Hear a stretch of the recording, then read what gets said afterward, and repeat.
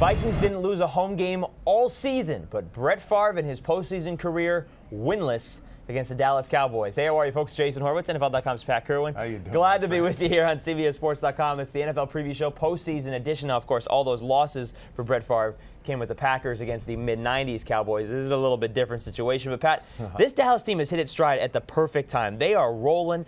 But what type of different problems, scenarios do the Vikings present than that of the Eagles and the Saints? Well, they're at home, and I'd say this is the best home field advantage of all the playoff games that are going to happen this weekend.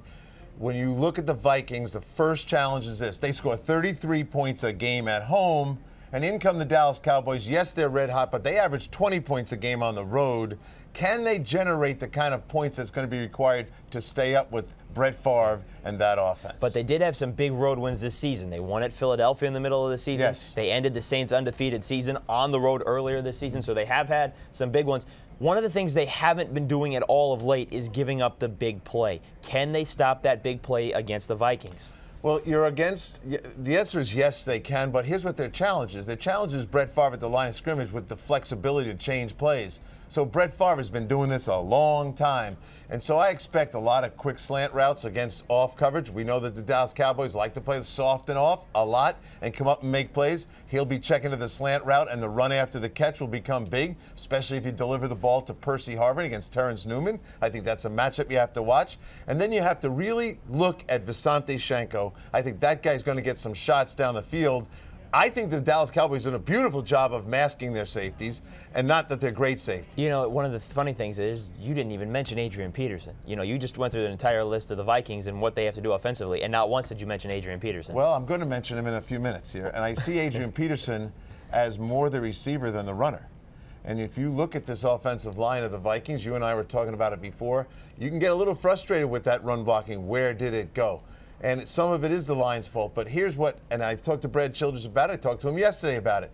They have developed a very dangerous weapon in Adrian Peterson, the receiver. He has 42 receptions this year. That's twice what he's ever had before. And they intend to use him that way. And so when you know that your tackles are going to struggle, McKinney's going to struggle, and Loadholt's going to struggle, guess what?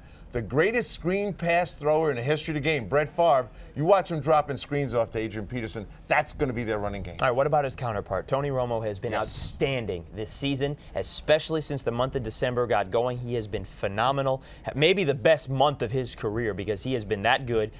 And he was good last week because of the running game. The running game was a huge part. Can they run the football against this Vikings front seven? Well, I agree with everything you said about Tony. I think Tony is on fire, and this is the year we said we were going to evaluate Tony. And Tony, you know, passed with flying colors. You got an A+. Okay, you don't want to run the ball inside against the Williams wall. That's too clogged up in there. Yeah, there's a nice rookie linebacker. You'll never get to him. This is a game where you want to run the ball outside, and you want to get those tackles, the two Williams guys, to have to pursue things down the line. Is that Felix Jones more than Marion Barber? Yes.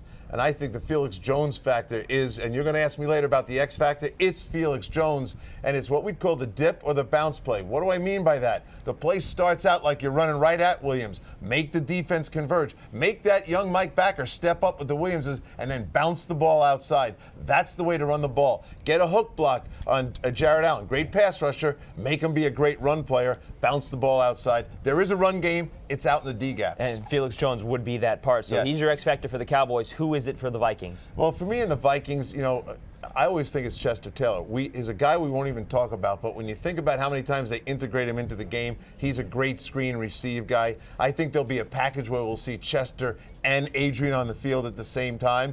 Pick your poison, maybe split screens, and all of a sudden, as we draw all that attention to Adrian, and he has to have attention drawn to him, I think Chester can land up giving you 100 yards of offense, catching and running. This is the game where people have had the hardest time picking who's going to win. Who are you taking? I'm taking the Minnesota Vikings. I love the Dallas Cowboys and what they've done, and this is a hard game to pick, as you said, but I will go with the home field advantage, and I will go with Brett Favre and those 33 points a game at home. And by the way, in those undefeated season they're having, they've beaten 3 playoff teams at home and put points on the board. Can they protect him? That will be huge. Yes. And if not, does he make the mistakes that he has made in his career, but not this season? That will be the important part. He hasn't made them at home, I'll tell you that. Not this season he hasn't. It's Sunday. It's 1 p.m. Eastern. And for more on this game, keep it right here with CBSSports.com. For Pat Kirwan, I'm Jason Horowitz. Take care, folks.